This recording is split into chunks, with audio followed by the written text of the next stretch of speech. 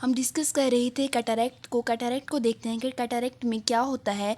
जो हमारे पास लेंस है वो उसमें क्लाउडीनेस आ जाती है या ओपेकनेस आ जाती है। जब लेंस क्लाउडी हो जाएगा तो जो लाइट है वो उसमें से इजीली पास नहीं कर सकेगी, जिसकी वजह से जो हमारे पास वीएन है वो ब्लड वीएन प्रोड्यूस होगी। और कैटरैक्ट जो है ना ये मेनली जो है ना वो डिवेल्प करती है ओल्ड एज में। ठीक है, ओल्ड एज में क्या होता है कि जो हमारे पास ओल्ड सेल्स हैं वो डाई होना शुरू हो जाते हैं और ये डेड सेल्स अक्यूमुलेट हो जाते हैं लेंस में। अब ओवर द ईयर्स क्या होता है कि जो लेंस की प्रोटीन्स होती हैं वो भी डीनेचर्ड हो जाती है।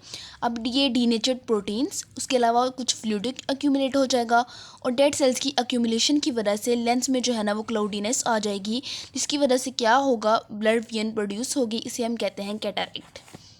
नेक्स्ट देखते हैं हम, उसके बाद हम देखते हैं कैटरैक्ट की जो है ना काजिज़। इसके अलावा एक तो हमने देख लिया कि ओल्ड एज में कैटरैक्ट होगी। नेक्स्ट देखते हैं आई इंजरी की वजह से भी जो है ना कैटरैक्ट का मसला होगा।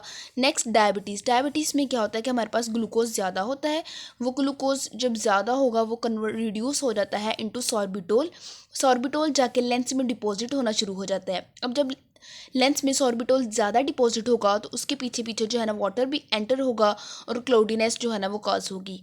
नेक्स्ट, जो स्टीराइड और अल्कोहल्स का ज़्यादा यूज़ करते हैं तो उन पर्सनस में जो है ना कैटरैक्ट के चांसेस ज़्यादा होते हैं। सिम्टम्स की बात करें तो सिम्टम्स में क्या होगा कि डिप्लोपिया होगा। एक ही ऑब्जेक्ट के जो है ना वो दो इमेजेस नज़र आएंगे जिसे हम कहते हैं डबल वीएन।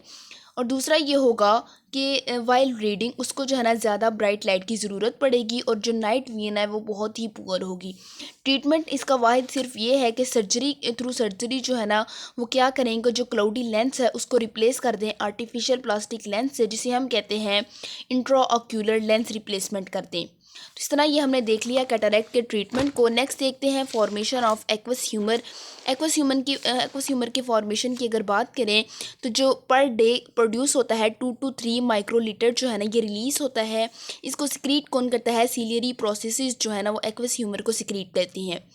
अब ये कोराइड है, हमारे पास पता है ये आई की एक लेयर है, ये थिकंड होकर एक पोर्शन बना देती है, इसे हम कहते हैं सीलियरी बॉडी।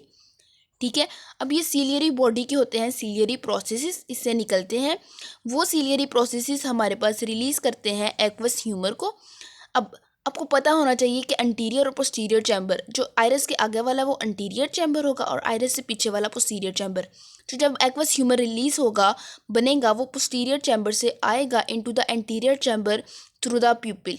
ठीक है, अब अंटीरियर चैम्बर में आगा, फिर यहाँ पे होगा एक ट्रेबिकुलर मेशवर्क होगा, फिर वहाँ से होगा ये ट्रेबिकुलर मेशवर्क है, फिर यहाँ से ये एंटर होगा इनटू द कैनाल ऑफ श्लेम से आगे ड्रेन्ड होगा इनटू द एक्वस वेन, फिर एक्वस वेन से आगे ड्रेन्ड हो जाएगा इनटू ऑफ्थेल्मिक वेन। तो ये हमने एक्वस ह्यूमर की पहले ड्रेनेज देख ली। अब फॉर्मेशन बनता कैसे है, सीलियरी प्रोसेसेस के गिर्द जो है ना हमारे पास होते हैं एपिथेलियल सेल्स। अब हमें पता है सीलियरी बॉडी के हैं प्रोसेसेस। ठीक है, अब जो हमारे पास सीलियरी बॉडी थी वो बनी थी कोराइड से। कोराइड जो है ना वो हाईली वास्कुलर होती है, इसमें ब्लड वेसल्स बहुत ज़्यादा होती हैं। तो क्या होगा कि ब्लड से सोडियम आयन की एक्टिव ट्रांसपोर्ट होगी, सोडियम आयन एक्टिवली आएगा इनटू द एपिथेलियल सेल्स। उसके साथ साथ जो है ना क्लोराइड आयन और बाइकार्बोनेट आयन वो भी इसके साथ बाहर आ जाएंगे और इनको फॉलो करेगा water, due to osmosis water भी बाहर आएगा। दोनों मिलके जो है ना बना देंगे एक्वस ह्यूमर। ठीक है, अब एक्वस ह्यूमर क्या करता है, मेंटेन करता है intraocular pressure 15 millimetre of mercury तक, और लेंस की जो आईबॉल की शेप जो है ना वो उसको मेंटेन करके रखता है। तो अगर हम दोबारा से जो है ना इसकी ड्रेनेज को देखें तो ये है कि सीलियरी प्रोसेस ने रिलीज़ किया था एक्वस ह्यूमर। वो एक्वस ह्यूमर सबसे पहले रिलीज़ हुआ था पोस्टीरियर चैम्बर में, यानी कि जो आयरिस के पीछे वाला पोर्शन था। फिर पीपल से होता हुआ आ जाएगा आयरिस के अगले पोर्शन में एंटीरियर चैम्बर में, फिर एंटीरियर चैम्बर से वो जाएगा इनटू द ट्रेबिकुलर मेशवर्क, फिर वहाँ से कैनाल ऑफ श्लेम में जाएगा, फिर वहाँ से ड्रेन्ड हो जाएगा इनटू द एक्वस वेन और फिर वहाँ से ऑफ्थेल्मिक वेन में जो है ना चला जाएगा।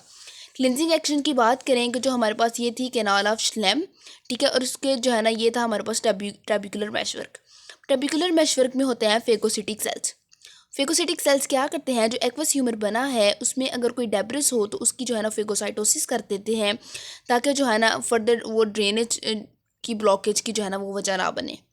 ठीक है, अब देखते हैं इस एक्वस ह्यूमर से रिलेटेड जो है ना वो एक डिजीज़ को, जिसे हम कहते हैं ग्लाउकोमा में क्या होता है, ये ग्रुप ऑफ आई डिजीज़ है। अगर एक्वस ह्यूमर की हमारे पास ड्रेनेज ना हो एक्वस ह्यूमर की ड्रेनेज नहीं हो रही तो ये हमारे पास आई है। एक्वस ह्यूमर उसके अंदर एक्यूमुलेट होना शुरू हो जाएगा और आई के अंदर जो है ना वो प्रेशर को क्या करेगा, इंक्रीज़ करेगा, ठीक है, जिसे हम कहते हैं इंट्रा ऑक्यूलर हाइपरटेंशन काज करेगा। अब ऑप्टिक नर्व होती है जो कि विजुअल सिग्नल को लेके जाती है ब्रेन के पास। जब इंट्रा ऑक्यूलर प्रेशर इंक्रीज हो जाएगा तो ऑप्टिक नर्व डैमेज हो जाएगी। जब ऑप्टिक नर्व डैमेज हो जाएगी तो विजुअल सिग्नल ब्रेन तक नहीं जाएंगे, जिसकी वजह से क्या होगा, ब्लाइंडनेस कॉज हो जाएगी। तो ग्लाउकोमा क्या है, ये ग्रुप ऑफ आई डिजीजेज है। किस वजह से होती है, due to poor drainage of aqueous humour, जिसकी वजह से क्या होता है, इंट्रा ऑक्यूलर प्रेशर इंक्रीज हो जाता है। इंट्रा ऑक्यूलर प्रेशर इंक्रीज होने की वजह से ऑप्टिक नर्व डैमेज हो जाती है। जब ऑप्टिक नर्व डैमेज होगी, विजुअल सिग्नल ब्रेन को नहीं मिलेंगे और ब्लाइंडनेस जो है ना हमारे पास कॉज होगी। नेक्स्ट देखते हैं ये जैसे कि एंटीरियर सेक्शन ऑफ आई और पोस्टीरियर सेक्शन ऑफ आई को कॉर्निया और आइरिस के बीच में जो है हमारे पास होता है एंटीरियर चैम्बर। आइरिस के पीछे वाला पोर्शन होता है उसमें, उसे हम कहते हैं पोस्टीरियर चैम्बर। ये एंटीरियर चैम्बर और पोस्टीरियर चैम्बर मिलकर बना देंगे एंटीरियर सेक्शन ऑफ आई और यहाँ पे प्रेजेंट होगा एक्वस ह्यूमर। नेक्स्ट लेंस और बैक ऑफ आई के दरमियान होगा विट्रियस चैम्बर, ठीक है, और इसे ये बनाएगा पोस्टीरियर सेक्शन ऑफ आई और इसके अंदर प्रेजेंट होगा विट्रियस ह्यूमर। एक्वस ह्यूमर की हमने जो है ना वो फॉर्मेशन देख ली कि सीलियरी प्रोसेस ने रिलीज़ किया था एक्वस ह्यूमर, फिर वो आयरस से होता हुआ जाएगा ट्रैबिकुलर मेशवर्क, फिर वहाँ से कैनाल ऑफ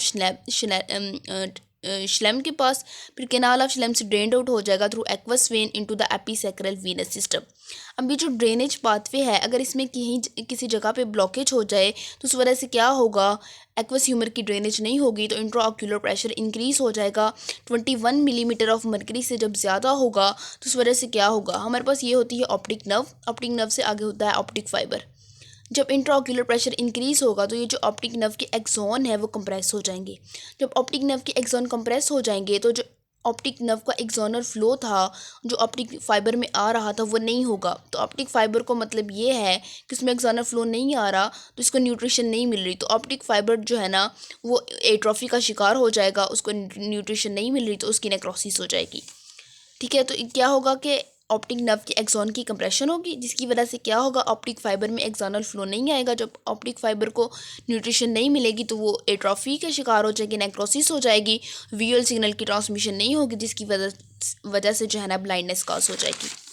नेक्स्ट देखते हैं ग्लाउकोमा की टाइप्स को। तो सबसे पहले देखते हैं ओपन एंगल ग्लाउकोमा।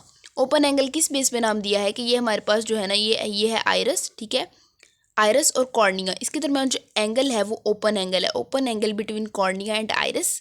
मसला कहाँ पे है कि जो ट्रैबिकुलर मेशवर्क है वहाँ से उसकी जो परमिबिलिटी है डिक्रीज हो गई है, तो ट्रैबिकुलर मेशवर्क से कैनाल ऑफ श्लेम में जो है ना फ्लूइड की एक्वस ह्यूमर की ड्रेनेज नहीं हो रही, तो ये हो गया ओपन एंगल ग्लाउकोमा।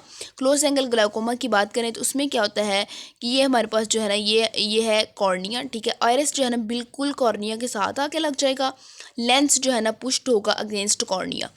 अब कॉर्निया और आइरस दोनों इतने मतलब दोनों जो है ना वो बहुत ही करीब है, यानी कि एंगल जो है ना इनके दरमियान बहुत ही कम है।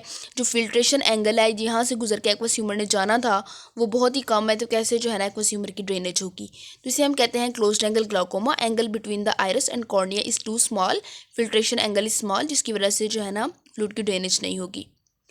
अब इसकी सिम्टम्स की बात करें तो इसमें क्या होगा, पेन होगी, रेडनेस होगी आई में, और हमारे पास जो वीएन है वो ब्लड वीएन प्रोड्यूस होगी। नेक्स्ट टाइप है एक नॉर्मल टेंशन ग्लाउकोमा। उसमें क्या होता है कि जो इंट्रा ऑक्यूलर प्रेशर है वो तो नॉर्मल है, लेकिन जो ऑप्टिक नर्व का डैमेज है वो increase in intra ocular pressure की वजह से नहीं हुआ, वो किसी और वजह से हुआ है।